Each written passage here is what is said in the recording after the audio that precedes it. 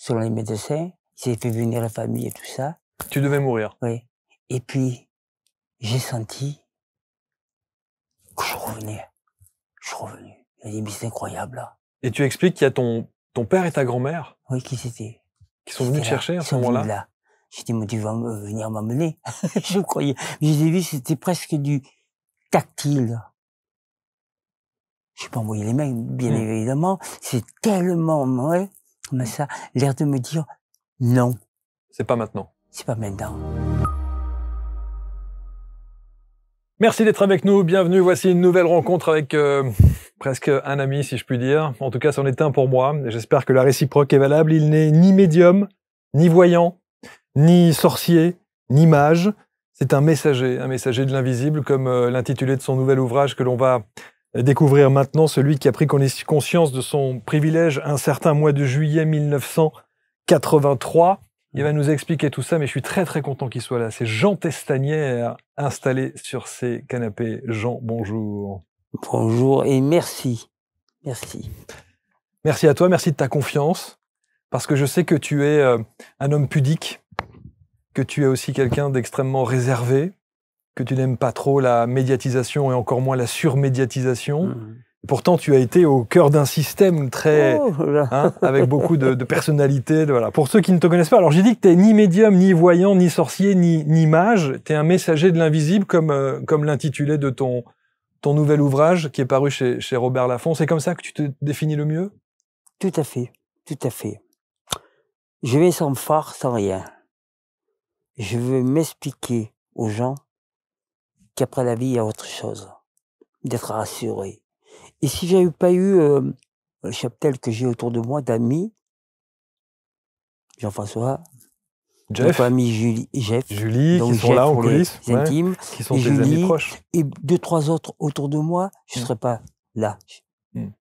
Alors, tu as fait, pour ceux qui ne te connaissent pas, tu as fait un premier ouvrage qui a fait sensation, qui s'appelait Et si la vie n'était qu'un début, où tu racontes ta médiumnité, en tout cas tes perceptions, tes ressentis, et puis un certain parcours de vie au travers de ce qui a fait aussi presque ta légende, c'est-à-dire toutes ces stars qui n'ont fait que graviter autour de toi, jusqu'au plus haut sommet de l'État.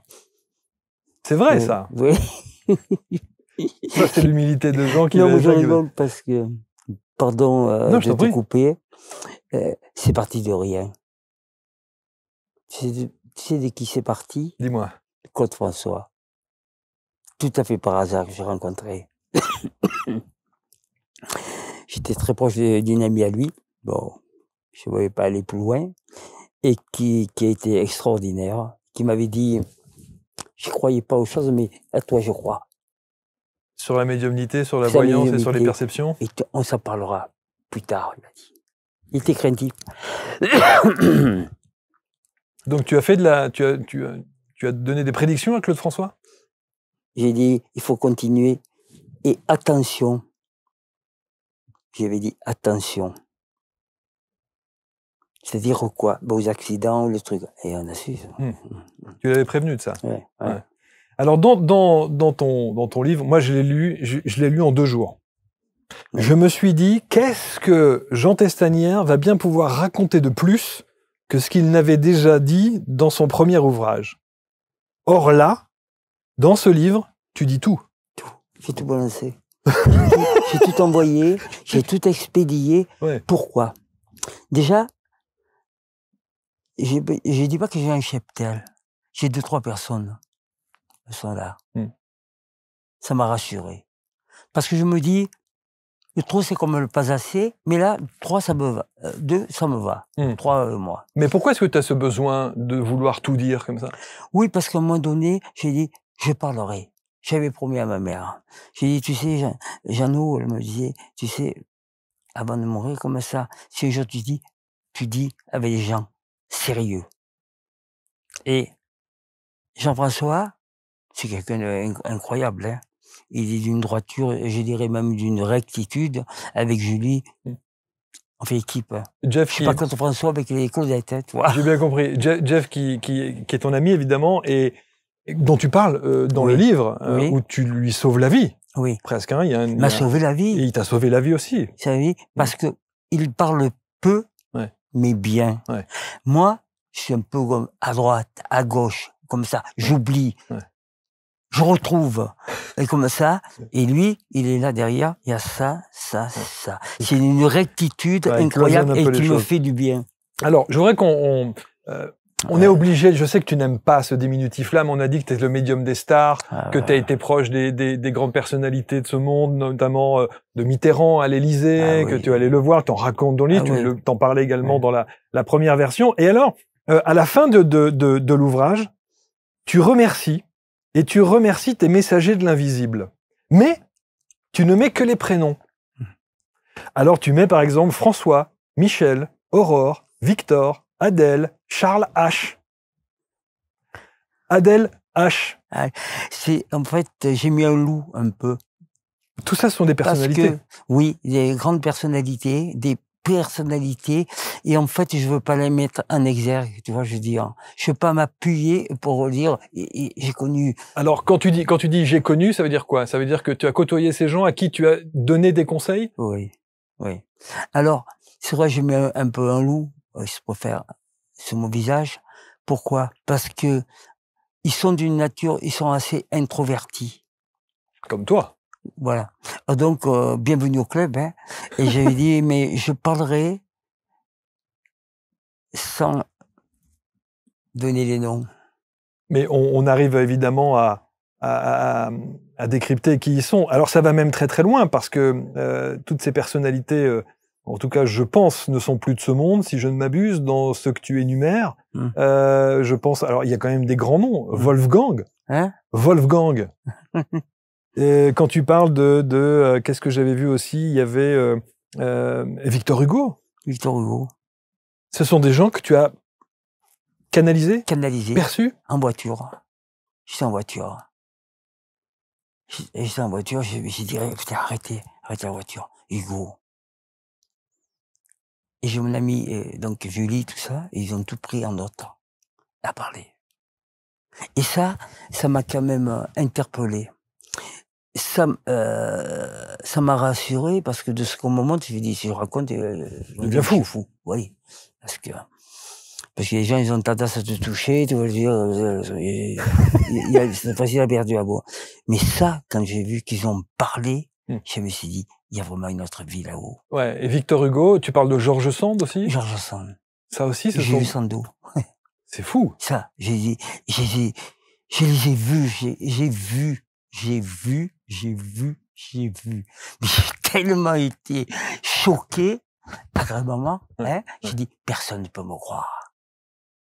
Donc je vais l'écrire. Je vais l'écrire. Donc tu vas l'écrire. Alors tu parles évidemment de tout ton parcours de vie. Je disais que par rapport au premier ouvrage, j'en parlais il y a une seconde avec Julie et Jeff qui t'accompagnent en coulisses. Là, c'est un livre très très intime. Tu parles de beaucoup de choses. Tu parles de tes amours. Tu parles de tes parents. Tu parles du premier gros traumatisme de ta vie avec le départ de ton père. Non, pas évidemment. Tu parles d'un des tout premiers grands amours de ta vie. Cet instinct remplaçante. Etc. Enfin, je veux dire, tu parles de tout ça et je trouve ça fascinant. Et tu dis d'ailleurs, avant de découvrir les esprits et le monde des esprits, il est nécessaire de se réconcilier avec ses propres fantômes enfouis. C'est d'abord regarder à l'intérieur de soi.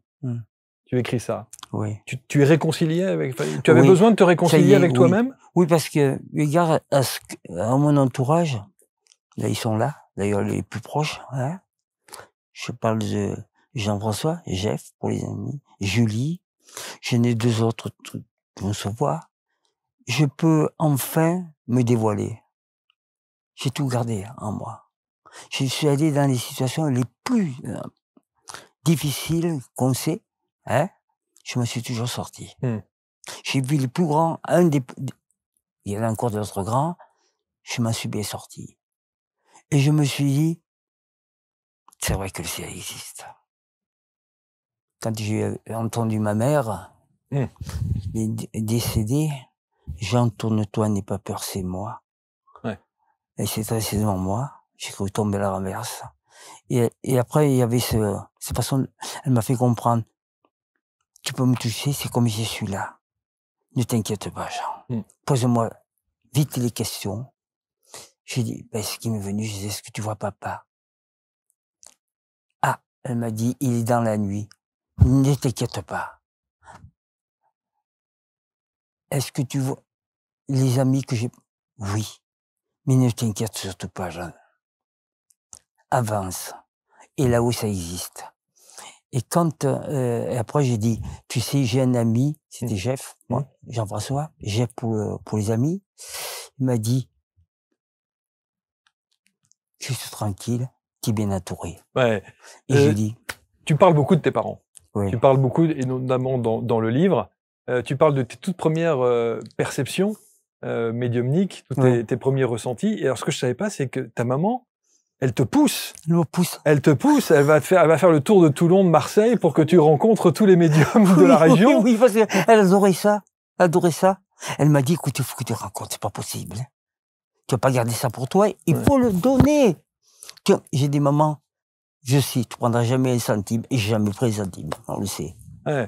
Et donc elle va t'emmener, on le découvre dans le livre évidemment, elle t'emmène un petit peu partout, voir des médiums comme ça, à droite à gauche. Et puis tu parles aussi tu parles de tes 3 douleurs. Tes 3 douleurs, la première douleur c'est le décès de ton père. Terrible. La deuxième douleur, c'est la somatisation que ton corps impacte suite au départ de ton père. Ouais. Et la troisième douleur, c'est que, évidemment, la conséquence de tout ça, c'est que tu es en échec scolaire. Complètement. Et donc, alors que tu as un rêve, c'est de devenir instituteur. Et tu vas devenir instituteur. Oui. Voilà. Et tu racontes tout ça avec beaucoup d'amour, beaucoup de tendresse. Oui, puis, pardon, c'est qu'en fait, j'arrête un seconde. Mauvais élève, j'y allais plutôt pour les copains. Et ma mère m'a dit quand même, maman, je serai instite. J'arrête un seconde. Les ans passés à 28, 30 ans. Je serai instite. Et ta mère te dit, tu n'y arriveras pas. Oui, elle ne croit pas. Et puis elle m'a dit, tu as quelque chose, pousse. Ouais. Et j'ai poussé. Ouais, et tu as poussé effectivement dans ce sens. Alors, ton père, tu avais une admiration extraordinaire pour ton père. Et tu dis aujourd'hui, à 76 ans, je reste un fils sans enfant, comme si pour incarner à mon tour la figure paternelle, il m'avait manqué l'essentiel, des racines et un héritage. Et tu dis que tu t'es senti orphelin. Orphelin. J'ai dit orphelin. Suite au décès de ton père. Oui. On peut s'imaginer qu'avec les facultés que tu as pu entrer en contact avec ton père. Pas beaucoup, mais une fois, il m'a dit, tu seras sage. J'étais jeune. Tu écoutes bien ta maman. C'est pas parce que tu me vois pas que je suis pas là. Et ça m'a calmé. Et ensuite, j'ai plus vu. Autrement, je te dirais, j'ai entendu, non. Et tout au long, je passais le bac, et je me suis arrêté un secondaire. J'ai eu, avec 3 matières. Mais c'est grâce à un monsieur qui m'a enseigné ce que c'était mathématiques, monsieur Dolcy, qui dit plus de ce monde, il est là-haut. Je le vénère encore. Et je suis arrivé à ce que je voulais. Nul en mathématiques, j'ai reçu le bac avec 19 en mathématiques. Et ça m'a quand même, je me suis dit, ça existe vraiment. Ça existe vraiment. Et quand, à un moment donné, je suis allongé sur mon canapé, j'entends un bruit, comme ça, je dis, ne t'inquiète pas, je suis là. C'était ma mère. Et alors, ce qui est assez fou, c'est que, à la disparition de ton père, tu expliques que ton corps a somatisé au point que ta croissance en est perturbée, que tu ne grandis plus, jusqu'à ce que ton père te dise « tout va bien, ne t'inquiète pas, je suis là ». Je suis là, oui, pour rejoindre, puberté retardée, croissance arrêtée, et un jour mon père me dit « ne t'inquiète pas, je suis là ». Et tout est redémarré. Et ça a tout changé. Tout est demandé. Et je prépare, lorsqu'on m'a posé la question, mais comme il était, je peux pas dire, je peux pas inventer. Je savais qu'il était là. Mais tu sais, on a le sentiment quand même, parce que tu dis souvent, je peux pas mentir, je peux pas inventer. On a le sentiment que c'est ce qui t'a le plus fait souffrir dans ta vie, que l'on puisse dire ou penser que tout ce que tu racontes est faux. Oui. que tu as inventé tout ce que tu racontes. Tu as souffert de ça? Oui, beaucoup. Parce qu'à un moment donné, j'ai dit, bon, vous voulez que je parle? Et j'ai démontré, hein, à certaines personnes, vous avez ça, ça, ça. Et après, j'ai dit, j'arrête. Je suis pas un voyant. Je suis pas un passeur de message. J'ai pas envie de le faire. De toute façon, je sais que c'est vrai. Et par contre, je ferai tout pour que les gens m'entendent. Ouais, Voire qu'ils m'écoutent. Pour écrire. Oui, et donc écrire, écrire, évidemment. Les amis, quelques secondes d'interruption dans ce programme, juste pour vous donner une information importante. Vous savez que chaque jour, sur ABC Talk TV, on aime et on prend le temps de vous recevoir pour parler des pratiques et des praticiens inspirants de par leur parcours et de par leur expertise. Alors peut-être que vous aussi, vous aimeriez partager avec nous votre métier et vous installer ici dans ce studio, sur ces canapés, pour nous dire un petit peu comment vous en êtes arrivé à ce que vous êtes aujourd'hui. Alors si vous êtes à la fois thérapeute, expert, coach, accompagnant de vie, et que vous avez envie d'enregistrer un entretien avec moi dans ce studio ABC Talk, il suffit simplement de postuler sur le lien qui est sur cette vidéo ou éventuellement dans la description de la vidéo et vous serez à la suite de cela référencé sur la première plateforme vidéo des thérapeutes accompagnants de vie, coachs et autres experts. Vous, en l'occurrence, je vous le souhaite et je vous dis merci de votre fidélité. indexabc.fr ou alors le site directement abctalk.fr. Alors, ce qui est assez... franchement, lisez cet ouvrage parce que je trouve que c'est très très beau, c'est très bien écrit, il y a plein de phrases, moi, qui me touchent. J'en dis une, par exemple, tu dis « Dans cette grande tombola dont le tirage a lieu à la naissance, vivre, ce n'est pas vraiment commencer, c'est le plus souvent consentir à prolonger ce qui nous a été donné. » C'est magnifique. Oui. Je trouve que cette définition de vivre, elle est absolument fantastique. Vivre, c'est apaiser la relation entre la réalité du dedans et la réalité du dehors. C'est accepter la frustration, non pas faire ce qu'on veut, mais vouloir ce qu'on fait. Waouh! Et là, quand tu as écrit ça, quand j'ai lu ça, je me suis dit, attends, je vais la relire 3 fois, la phrase. Parce que, vous avez 2 heures. Ça sent la thématique de philo, ça, direct. Sur ta médiumnité, sur tes messages, on comprend bien que tes parents ont un impact très important. Et quand ta maman part à 82 ans, elle passe par l'intermédiaire d'autres médiums pour te passer des messages. Oui. Parce que toi, tu ne les reçois pas tout de suite, ces messages, à elle. Oui. Et elle dit, il y a cette Madame d'Amour. D'Amour, formidable. Déjà rien que le nom. Hein. Madame d'Amour, c'était quelque chose d'incroyable. À Marseille. Invraisemblable, oui. Les gens faisaient des kilomètres pour venir la voir. Et après, il est né une relation plus intime, était incroyable. Et pendant une séance, Madame d'Amour, elle perçoit ta maman et elle reçoit un message de ta maman qui lui dit 4 choses. Dites à Jean qu'il arrête de s'inquiéter. Dites à Jean de prendre soin de ses cheveux. Dites à Jean qu'il doit se débarrasser de toutes mes affaires parce qu'apparemment t'as gardé... J'ai tout gardé. C'est devenu un musée à la maison et visiblement ça ne la plaisait pas. Et d'ailleurs, elle dit à un moment donné, elle lui dit soit tu te débarrasses des affaires, soit je reviens et je brûle tout. Je les brûle tout. Tu es capable, hein. Et aussi de dire qu'il fallait que tu arrêtes de l'encenser. Je ne suis pas une sainte, disait-elle.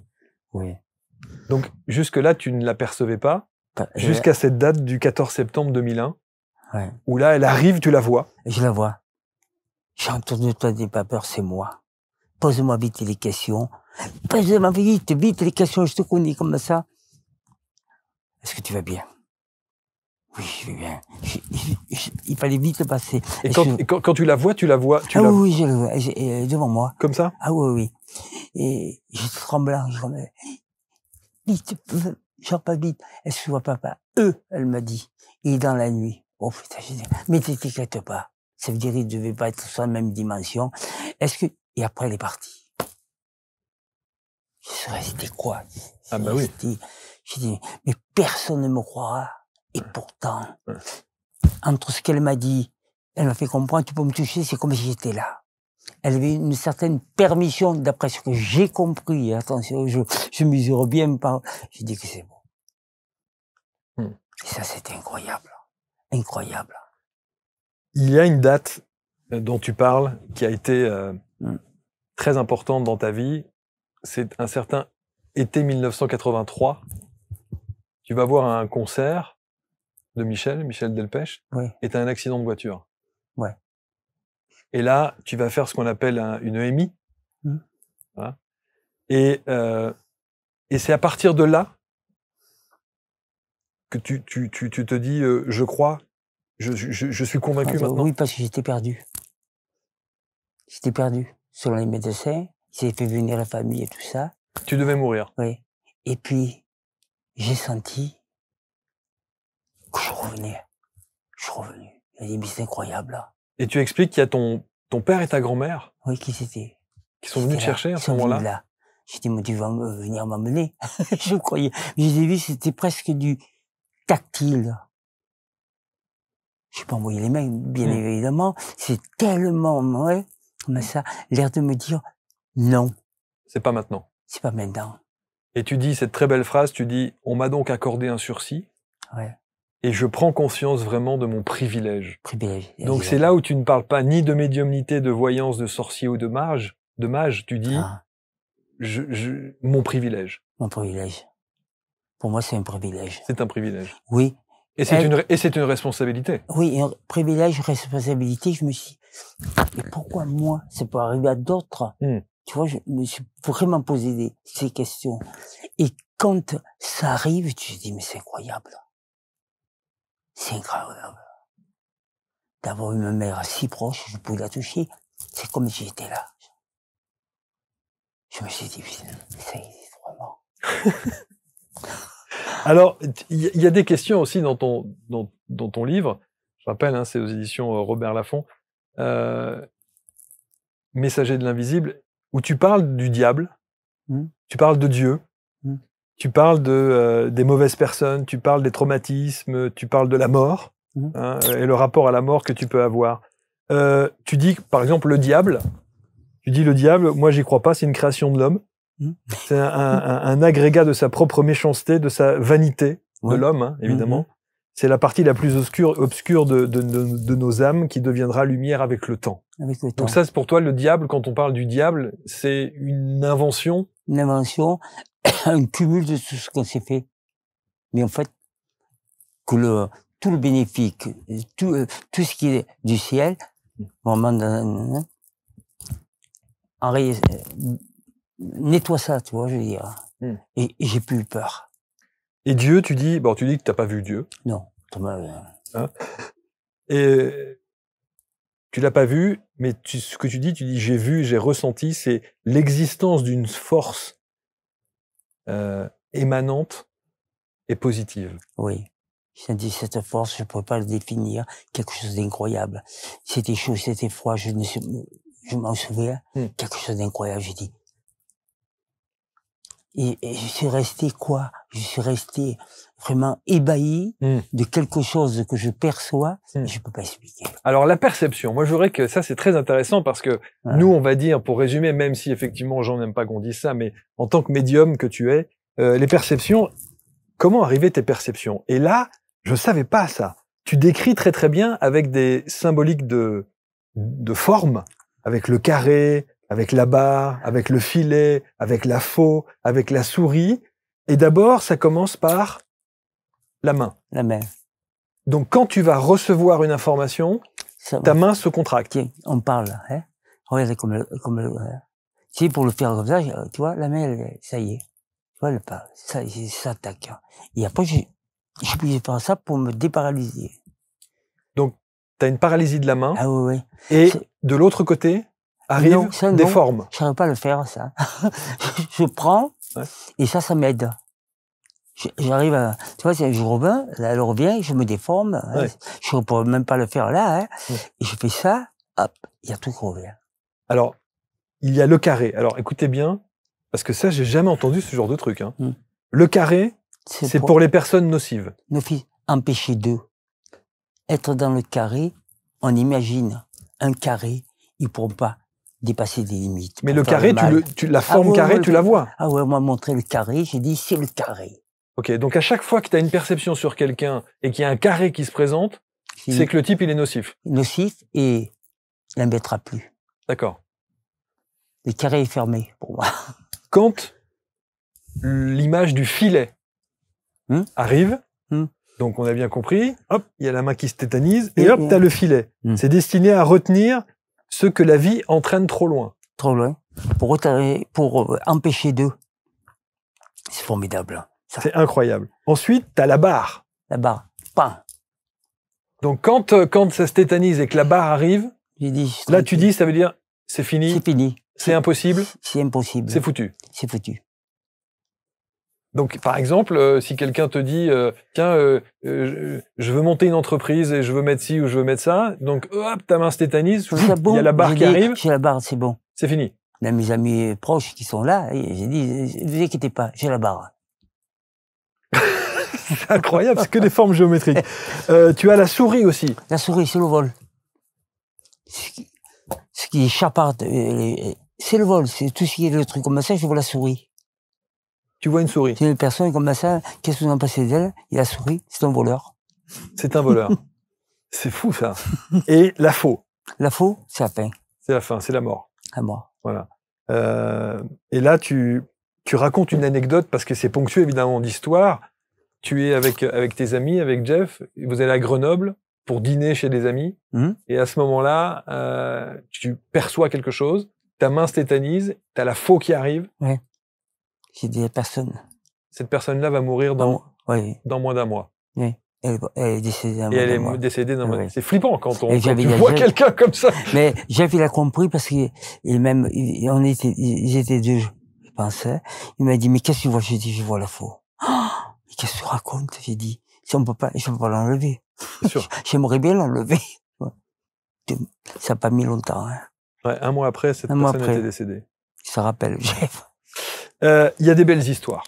Ah ouais. Il y a des belles histoires. Je pense notamment à cette jeune fille qui va être hospitalisée à l'hôpital Necker parce qu'elle a des maux de tête assez violents et on diagnostique une tumeur cérébrale. Ouais. Et comme la tumeur est mal placée, les médecins lui disent non, on peut pas. Autrement dit, on peut pas vous opérer. Ça veut dire que vous êtes condamné. Condamné. Ouais. Et toi, tu dis à la famille non. Non. Mais tu dis comment tu vis? Non, on me le montre. On me le montre. Elle doit faire l'opération. Hein?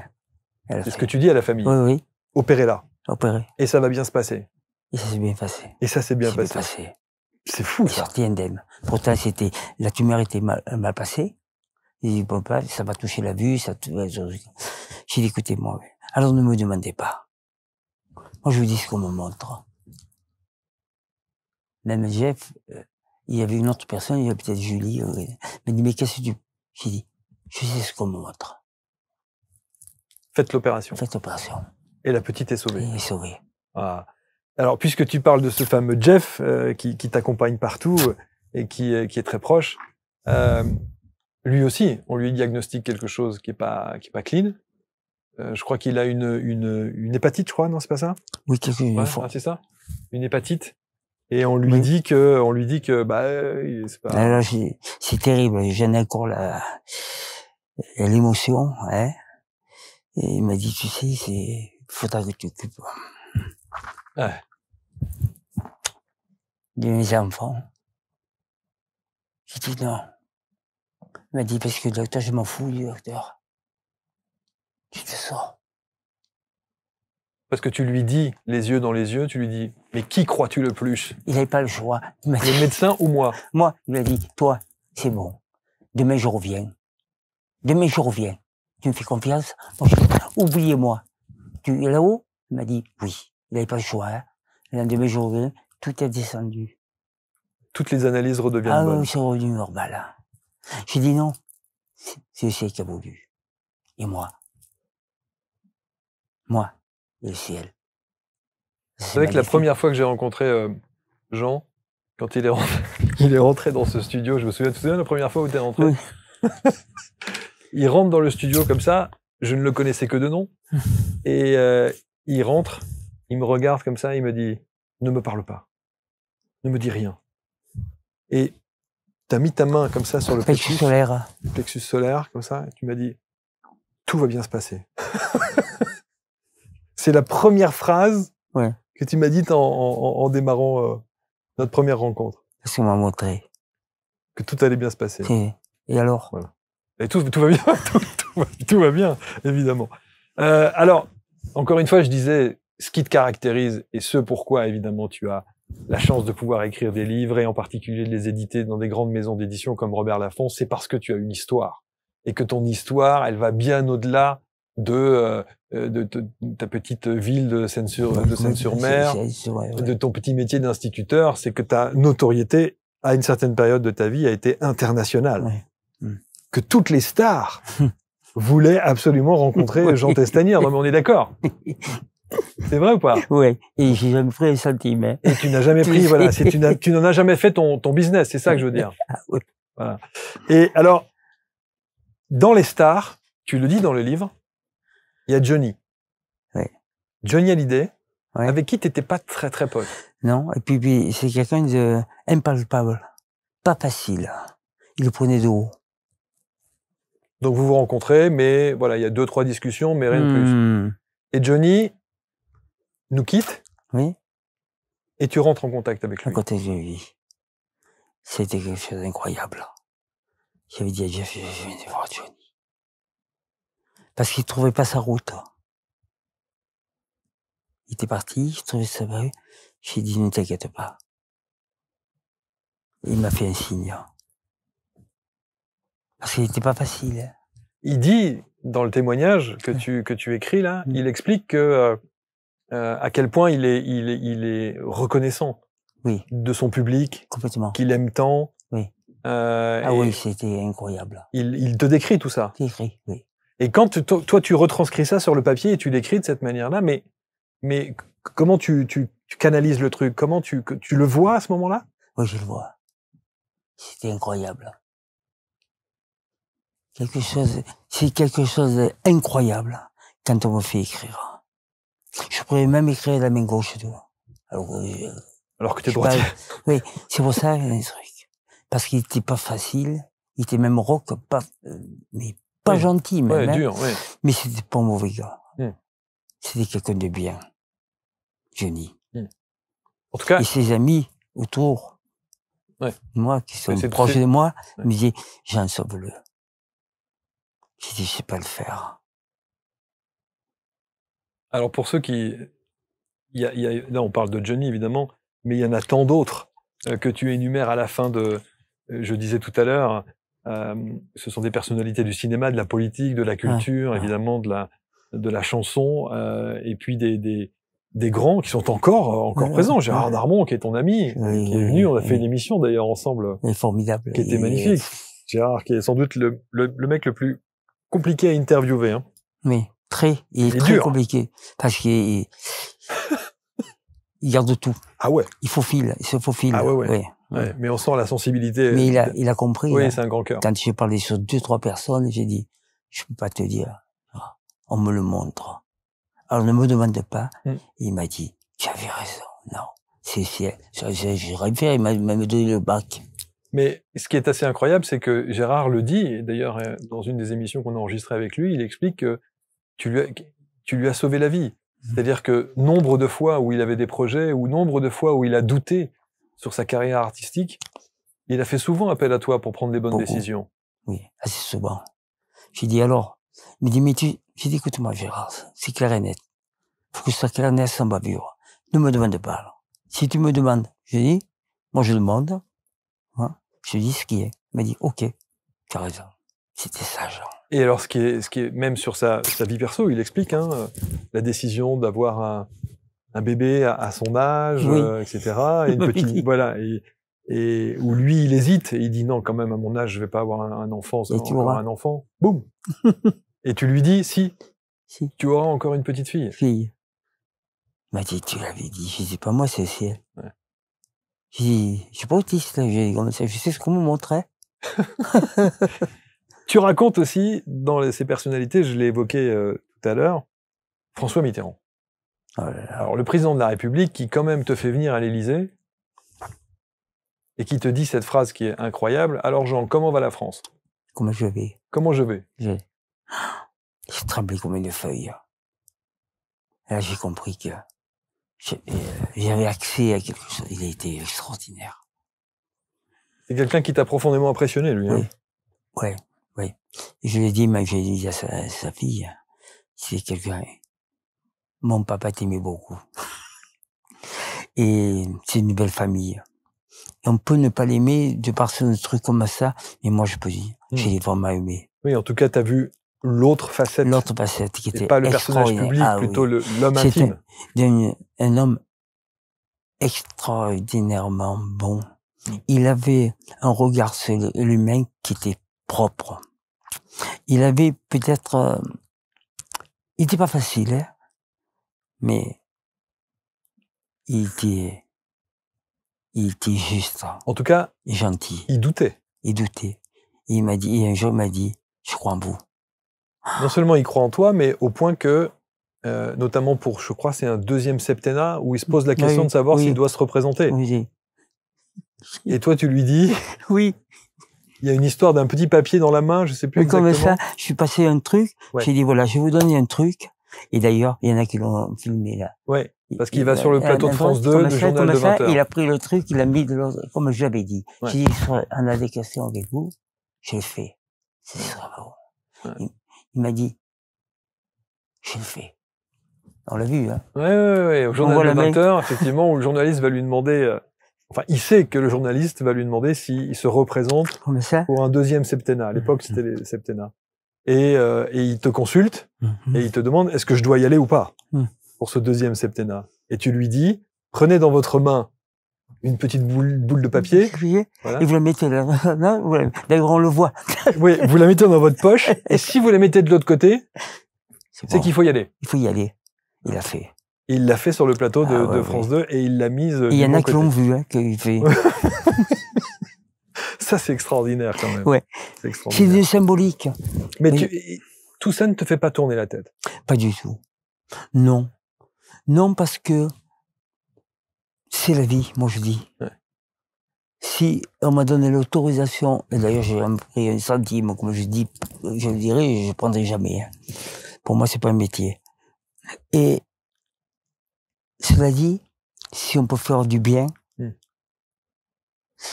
ça me fait du bien, moi. Je veux dire. Tu dis que dans le livre, tu parles de ta 5e vie. Tu dis que c'est ta 5e vie, là. Et qu'il t'en reste une. Une, oui. Ça veut donc dire qu'on en a 6? 6 ou 7 même. 6 ou 7. Mais toi, tu dis qu'il t'en reste une. Pour transformer ce qui n'a pas été accompli. Oui. Qu'est-ce qui n'a pas été accompli encore? Des tas de choses sur certaines personnes, j'avais dit, je reviendrai plus tard. Les gens, tu vois, j'avais promis des trucs. J'ai dit, c'est pas le moment. J'ai trop de trucs dans la tête. Laissez-moi. Je reviendrai dans une autre vie. Une autre vie. Et je suis sûr que je ferai une autre vie. Et tu dis que tu as fait tout ce qui était hypnose régressive, et choses comme ça? Pardon? De l'hypnose régressive. Pour aller voir les vies antérieures. Ouais. Tu en parles dans ton livre, tu dis que tu as tenté des hypnoses régressives. En 1994, notamment. Ouais, c'est ça. Pour aller voir si tu avais eu d'autres vies. Ce qui explique que tu peux dire aujourd'hui que tu en es à la 5e. 5e, oui. Je pourrais en avoir 7. Si demain, et je te souhaite que ce soit le plus tard possible, bien sûr, tu te retrouves devant la toute-puissance, qu'est-ce que tu vas leur dire? La chose suivante, je commencerai par un remerciement. Je prends ça comme un privilège qu'on m'a donné. Et je serai éternellement reconnaissant. Et dire merci. Parce que tout ce qu'on m'a fait faire, c'était pour le bien de la personne. Et ça, je peux pas oublier. Parce que tu as fait du bien. C'est pas moi. J'ai dit qu'ils m'ont fait faire du bien. Je ferai à César ce qu'il appartient. Et à vrai dire, et je suis content de l'avoir fait. Parce que j'ai été élevé comme ça par ma mère. Mon père, j'étais trop petit, j'ai 6 ans qu'il était parti. Je sais qu'il est là, qu'ils sont là. Mes grands-mères, mes grands-pères. Et là, je le fais vraiment avec cœur. Ouais. Et tu as continué à le faire d'ailleurs professionnellement, parce que être instit, c'est aussi aimer, partager tout ça. Plein de choses avec d'autres enfants. Plein de choses. Bien sûr. Plein de choses. Bien sûr. J'aimais ça, et ça m'a plu. Ouais. Quand la première fois, c'est à Paris, j'ai dit, ça m'arrive à moi. Ça n'arrive pas qu'aux autres. Je vais être instit. Ma mère m'a dit, t'as arrêté l'école, maman, et je te jure, je passerai le bac. À 3 matières, je l'ai eu. En tout cas, c'est vrai que le fait de faire du bien, on sent que ça a une résonance chez toi, importante. Oui, pourquoi? dans ce monde où tout se dit, où rien se dit, c'est obscur parfois, tu vois. On sait plus où on va. On danse à la samba, deux pas en avant, trois pas en arrière. On ne sait plus comment ça. Mais là, quand on donne la permission de faire du bien, je fonce. En faisant du bien, je me fais du bien à moi-même. Et bien sûr. C'est beau. Bien sûr. Il y a tout ce que j'aime. Et là, je trouve que c'est beau. Et c'est gratuit. Qu'est-ce que tu... Bien sûr, et c'est gratuit. Ouais. Qu'est-ce que tu aimerais que l'on retienne de toi? Je parlerai de sagesse. D'être beaucoup plus sage. Les gens, ils sont très révoltés. Je trouve que c'est bête. On perd ses moyens. C'est pour ça que la sagesse est importante. Il faudrait que les gens puissent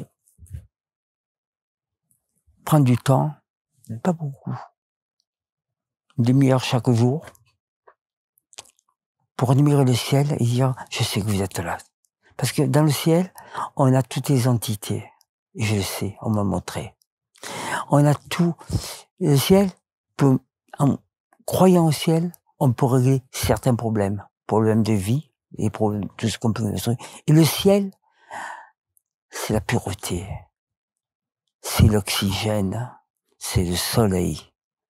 À partir de là, je dis que la vie est belle là. Moi, sans ça, je serais rien faire. M'a donné le bac, c'est, comme je dis, on parlait précédemment. Hein. J'ai quand même eu le bac, 19 en mathématiques, j'étais nul.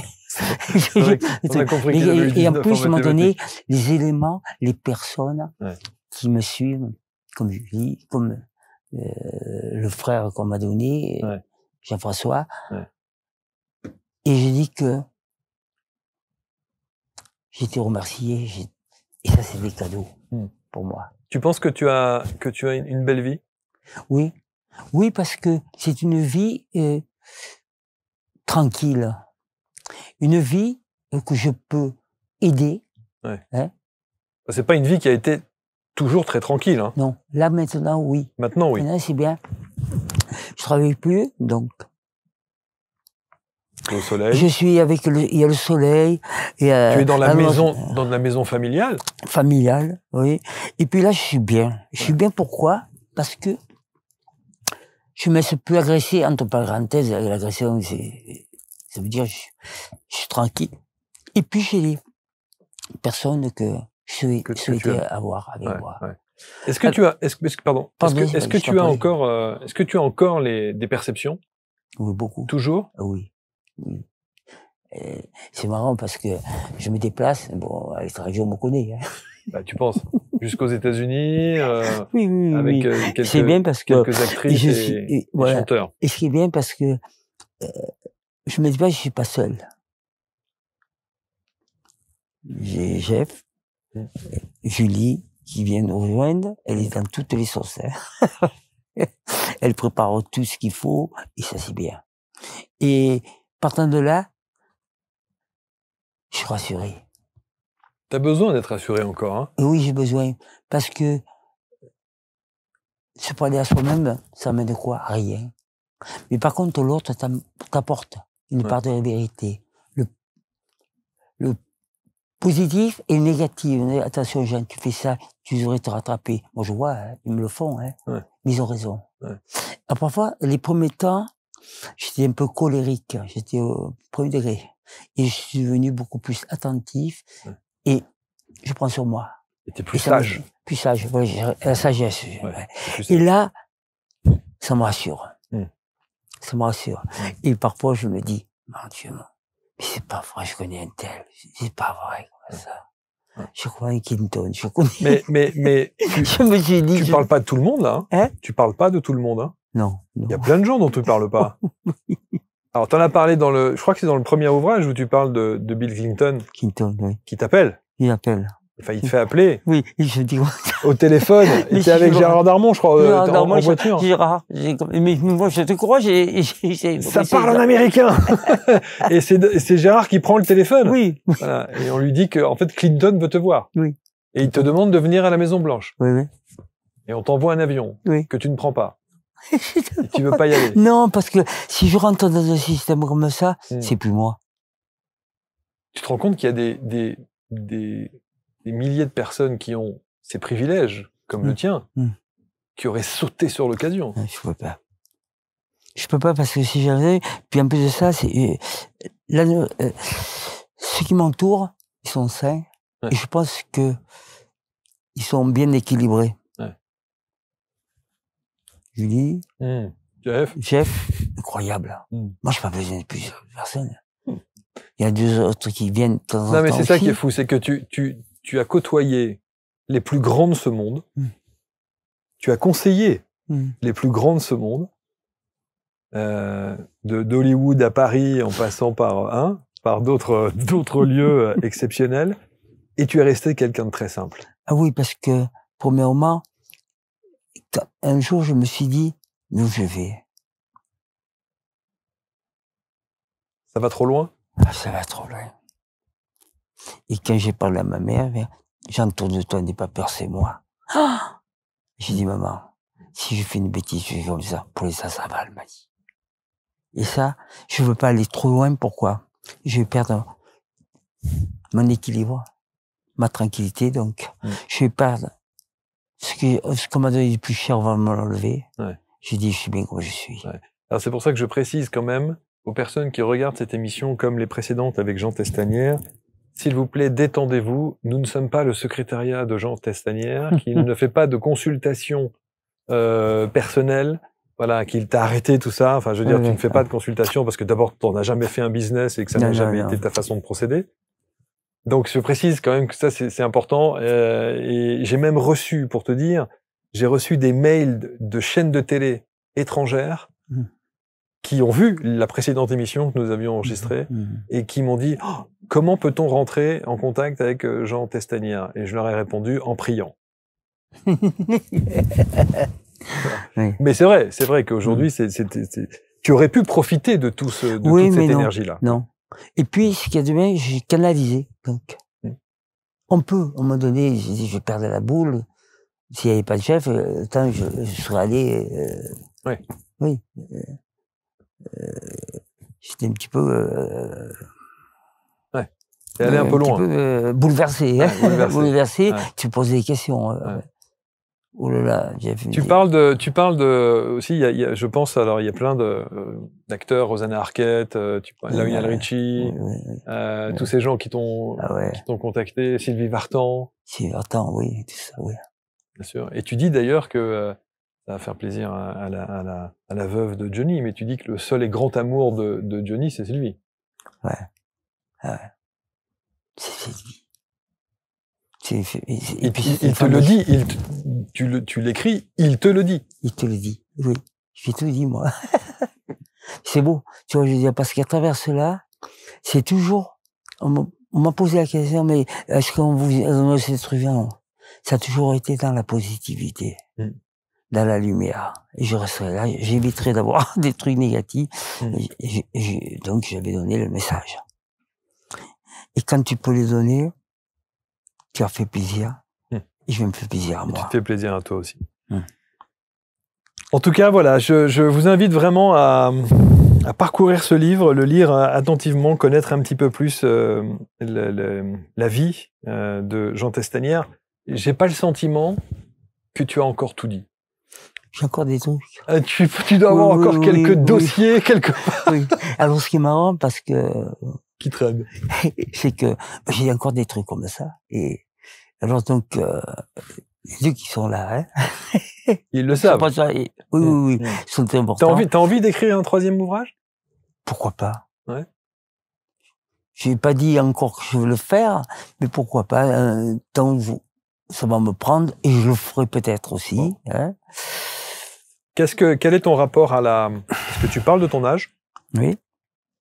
Tu dis que à l'époque où tu écris le livre, tu dis que tu as 76 ans. Oui, c'est ça. Voilà. Et tu expliques évidemment tes 76 printemps. Oui. Est-ce que tu es heureux d'avoir 76 ans? Oui, je m'en fous. C'est vrai? Oui, franchement. Je me sens beaucoup plus jeune de ma tête. Hein. Je pense que j'ai pas vieilli. Il n'y a rien d'anachronique. Je trouve que c'est bien. Et l'entourage est formidable. Bon. Julie. Jeff qui est encore beaucoup plus moi, et 2 autres comme ça. Magnifique. Oui, c'est magnifique. Là, voilà. Oui. Mais tu sais, je vais te dire, vous voulez pas venir vous asseoir 2 secondes, là, Jeff et Julie, vous voulez pas vous asseoir là, qu'on vous voit, parce que depuis tout à l'heure, il parle de Jeff et Julie, non, vous voulez pas, allez, Julie, Jeff, tu veux pas venir t'asseoir? Julie. Viens t'asseoir 2 secondes, là, viens. On n'a pas mis de micro, mais c'est pas grave, viens, venez vous asseoir, là, on va juste faire un plan. Voilà, vas-y, assieds-toi. Parce que depuis tout à l'heure, vas-y, assieds-toi. Il n'y a pas les micros, mais c'était juste quand même pour les... Je vais te dire, franchement. Aujourd'hui, je fais le tour de la question. Si j'avais pas Jean-François et Julie, je serais pas là. Tu serais plus là. Bah oui, j'en suis sûr. Voilà, pourquoi Julie, pardon. Vas-y, je t'en prie. Jean-François, il est pas facile. Et heureusement. Pourquoi? Heureusement parce qu'il mesure tout. Ouais. Avant de me faire, tu vois, c'est lui qui me canalise. Autrement, j'aurais fait des bêtises. Je serais monté au pied de la Tour Eiffel, tu vois, je serais monté sur la Tour Eiffel. Même Julie, comme ça. Et je pense que, d'avoir des potentialités comme eux. Des garde-fous, comme on dit. Des garde-fous, mais c'est important. C'est important, bien sûr. Parce que je reste dans le raisonnable. Dans le raisonnable, voilà. Bon, tu restes raisonnable grâce à ces 2 personnalités que vous voyez maintenant, parce que quand même depuis 49 minutes, il dit Jeff, Jean-François et Julie, Jeff, Jean-François et Julie. Donc il faut qu'on puisse, à un moment donné, mettre un visage sur qui vous êtes. Un peu trop, il a dit même. Bon, voilà. Ils ont pas les micros, non, il dit que tu parles un petit peu trop d'eux. Mais oui, parce que les gens qu'on aime, il faut le dire. Il faut... dans ce monde, on se dit que les choses qui vont pas bien, mais qu'elles sont belles, il faut le dire, moi je dis. Je veux le mettre en exemple parce que c'est mérité. Bon. C'est la vérité. Et si je suis aujourd'hui tranquille, bien dans ma tête, c'est grâce à eux aussi. Absolument. Je voudrais te remercier infiniment, Jean. Te remercier, te dire à quel point, même si, encore une fois, je ne fais pas partie de ces gens qui passent leur temps à envoyer 53 SMS toutes les 4 secondes, ni téléphoner toutes les 2 heures, sache que tu es dans mon cœur, tu es dans ma tête, et je tenais à te le dire, parce que tu as été un des rares aussi à me rassurer sur plein de choses, au travers de certaines perceptions, ressenties, et ça m'a touché, et ça m'a fait du bien, et ça, je l'oublie pas. Voilà, donc je voulais te redire infiniment merci. Marc, écoute-moi bien. Je veux le mieux de la fin. Je veux ça. Ça, c'est comme une catharsis, il fallait que ça sorte, d'accord? Je suis bien. Et je voulais te dire, des gens comme toi, on n'en rencontre pas beaucoup, comme Jeff et comme Julie. Et vous êtes cher à mon cœur, voilà.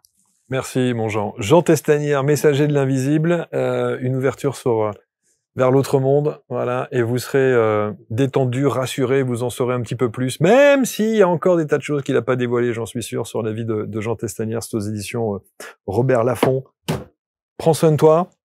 Merci. Voilà, on attend le 3e volet, et je suis très content que tu viennes en parler ici sur ce plateau. Et je rappelle qu'il y a évidemment le premier qu'on va mettre en plein écran aussi, c'est aux éditions XO.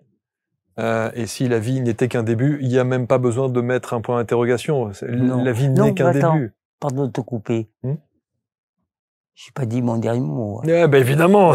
Parce que la suite va venir. La suite va venir. Bon, très bien. Mes amis, prenez soin de vous, évidemment. Lisez Jean Testanière. Je rappelle qu'il ne fait pas de consultation, que ce n'est pas la peine de nous envoyer des mails pour nous dire comment peut-on rentrer en contact avec ce monsieur. Il est tranquillement au bord de la mer, au soleil, dans sa maison familiale, avec ses amis, entouré de ses amis. Ils sont là. Et ils sont là, et c'est bien l'essentiel. Rappelle-nous tes amis, c'est comment déjà? Julie. Et Jeff. Jeff, Jean-François, mais Jeff. Ben Jeff, évidemment. Merci infiniment à tous, vous commentez, vous partagez avec bienveillance, et on se retrouve très vite pour une prochaine rencontre. Salut.